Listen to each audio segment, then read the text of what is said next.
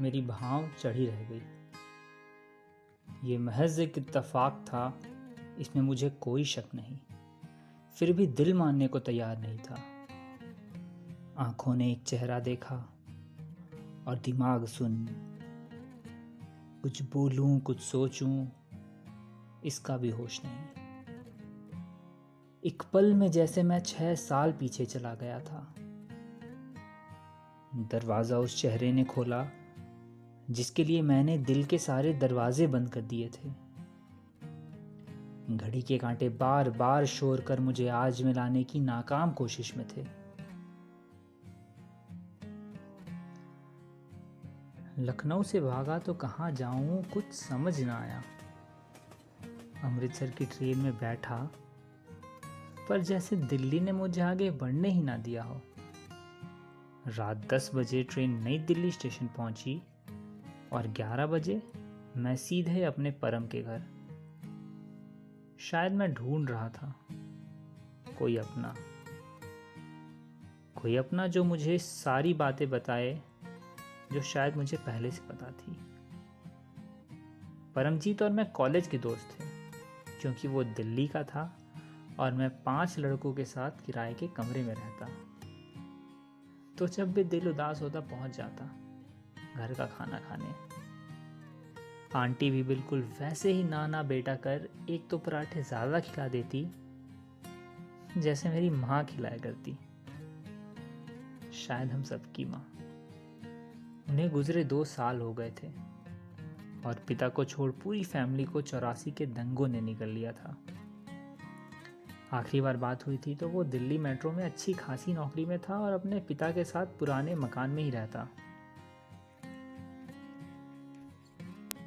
मैं वैसे ही दरवाजे पे खड़ा था। तू यहाँ कैसे? परम की आवाज़ सुनकर होश आया तो कमरे में 4-5 लोग थे। मुझे देखकर लोग जितने खुश थे उतना ही मैं सकते में। परम, रवि, प्रशांत, उसकी पत्नी नेहा, 2.5 साल का बच्चा और नैना। नैना, ये वही नाम है जिसकी मैं तारीफ किए नहीं थकता था। 3 साल के कॉलेज के दौरान ही हम दोनों ने अपनी सारी जिंदगी जी ली थी। शुरुआत में तो बस मुझे उसके साथ रहना अच्छा लगता, उसे लिखना और किताबें पढ़ना पसंद था और मुझे उर्दू लहजे में उससे बातें करना। निदा फाजली और फैज़ के शेर तो बस मैंने उसे मैच्योर दिखने के लिए रट लिए थे। सुबह हमारी कैंटीन की चाय के साथ होती और रातें फ़ोन पर पहले किसकी ख़त्म हुई ये अगले दिन की बहस बन जाती।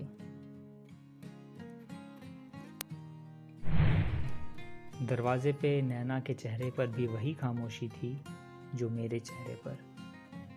काफ़ी अलग दिख रही थी। साड़ी, चूड़ियाँ, धनुषी भाव के बीचों बीच काली बिंदी, सीने तक लटकती चेन और सिंदूर, पूरी सुहागन। कॉलेज के दिनों में उसे इनमें से किसी का शौक नहीं था। काफ़ी बेपरवाह अंदाज था। कहाँ ये साड़ी और गहने संभाल पाती। कमरे में प्रशांत की पत्नी और 2.5 साल के बच्चे को छोड़ सभी हमारे कॉलेज से ही थे। कॉलेज के दिनों में परम की दोस्ती तो बस सिर्फ मुझसे थी, इसलिए यहाँ सबको एक साथ देख मुझे परम और नैना दोनों पर गुस्सा आया। अक्सर हम उन पे अपना हक समझ लेते हैं जो हमसे बेहद करीब होते हैं। मैं भी कुछ ऐसा ही हक समझता था दोनों पर।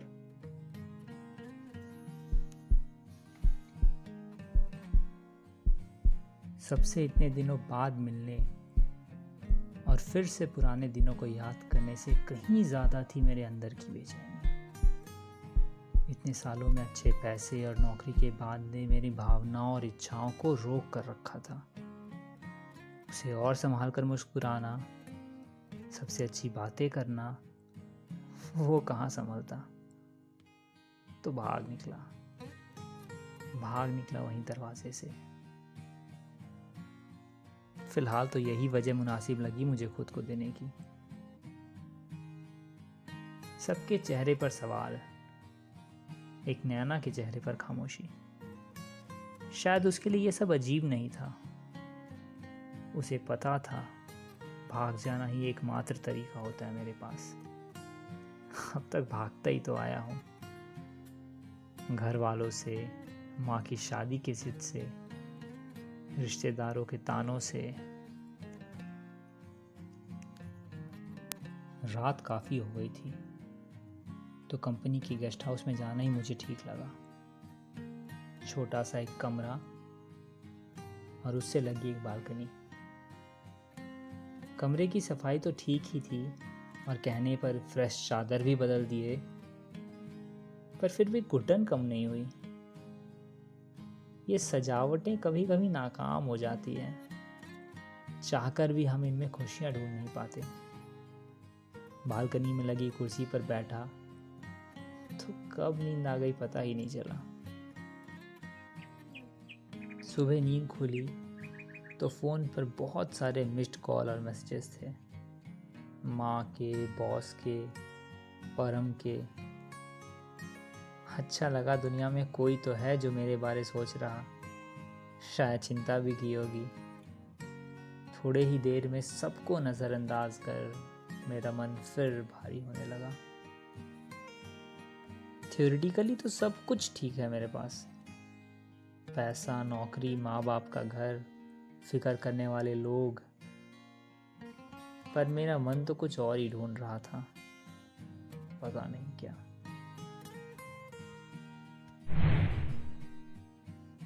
फोन स्क्रीन की लॉक खोली तो मानो बरसों का बोझ उतर गया हो। नैना का मैसेज था। नैना का मैसेज। मैसेज खोला तो पता लगा कहीं से मेरी कोई कविता पढ़ ली थी उसने। काफी अच्छा लिख लेते हो, कब से लिखना शुरू किया ये सब? आगे 2-3 डॉट के बाद पूछा। कॉलेज के दिनों में तो कभी नहीं लिखा, बस दूसरों की कविताओं को अपना कहकर पढ़ जाते थे मेरे सामने। इस सवाल का जवाब तो बहुत सरल था, पर चाहकर भी मैं देना नहीं चाहता था। आखिर कैसे कहूँ?